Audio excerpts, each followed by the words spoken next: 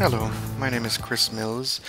I'm with Chrysalis Communications, the designers and developers of the website that you have been tasked to update, maintain, or otherwise administer.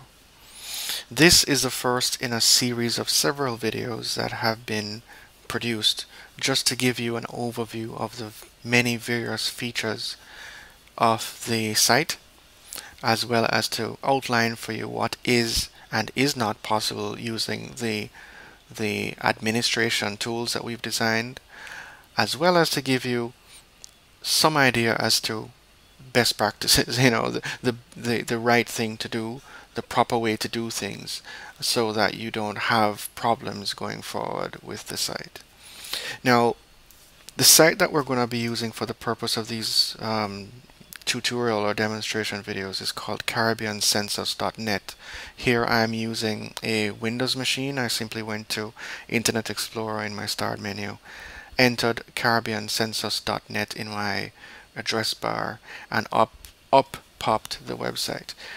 Now I'm going to be using some terms throughout these videos, one of which is called front end.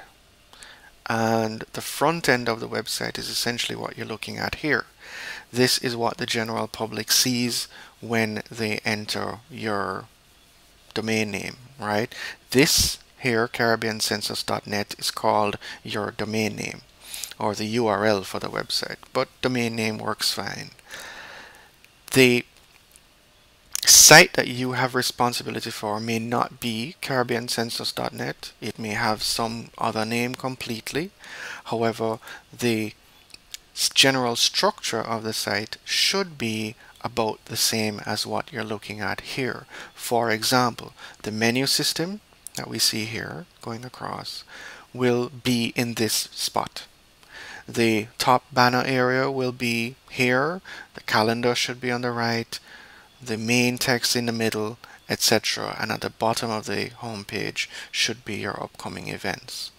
As the administrator of the site, you have the ability to remove, for example, some of the items listed here. So you may not, for example, need a forum, you may not have an FAQ, you may not need a database of experts, or you may wish to add something here that links to some other page that you have designed using the back end of the site. And that's another term I need to outline for you, back end.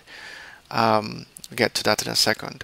So this is essentially, as I mentioned, the front end of the website. The back end of the site, I'm just going to open a new tab here in Internet Explorer. The back end of the site is, in this case, CaribbeanCensus.net / I have it saved /admin. Okay, so you'd enter here your domain name.com or .net or .org //admin. You don't have to put /login.php. That is automatically added for you by the website, but if you put it in, it's not a problem. It will bring you to the same page. Once you've entered this login page address here, you're prompted for your username and password, which should have been provided to you by I don't know, by UNFPA or by us perhaps. In this case, the username is admin and my password is saved in this browser. Now, one of the things I should mention to you, it's very important, I'm using Internet Explorer here. When I first entered my username and password, it prompted me if I wanted to save my username and password in my browser. Because I'm the only person using this machine, that's perfectly safe. However, if you are using at any point in time a public access machine, say for example you're visiting an internet cafe and not using your own machine, and you're using it just to update the content of the site while you may be for instance on a mission in another country or something like that, it's not advised, strongly not advised, that you save your username and password in the browser. That will give access to anyone who happens to use that machine at a later date. It will give them access to what I'm about to show you. Okay, can't stress that enough. Moving on, once you've entered your username and password, you may simply click the login link or press enter to continue. And this is what you're then presented with.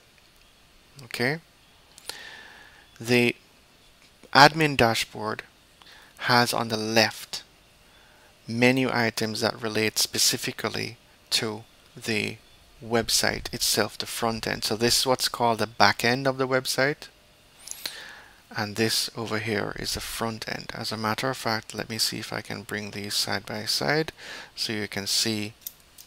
You just bring up a new window, give me 1 second. There we go. Alright, so on the left we have, in alphabetical order, a series of menu items, right?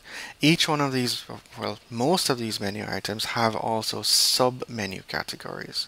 For the most part, these menu items here correspond specifically to the menu items or features on the front end of the website. Let me see if I can put these somehow side by side for you. Right. Now, for example, your About Us management here relates specifically to your About Us page. Your event management here relates to two things: your calendar here, it's the same thing actually, and also your upcoming events list at the bottom of your page, and the more events page that you get if you click this link here. This will all be covered in subsequent videos, but I'm just giving you a feel for where things are and what they do. There are also a couple of items in the menu in the CMS that do not relate to anything that you'll see on the website. For example, security. This section allows you as the administrator to add users who have specific privileges within the content management system or backend. For example, you as the super administrator or the main administrator, for example, may want to have or give access to a colleague and give them responsibility for only adding events to the calendar, alright, or to the site. So that would give them access to the calendar of events here and here, and as well as upcoming events, but they could not edit the text of the pages, manage your database of experts or resource center, etc. Similarly, you can give access to someone to manage only the resource center or only the database of experts. Right? Those things will be covered in subsequent videos.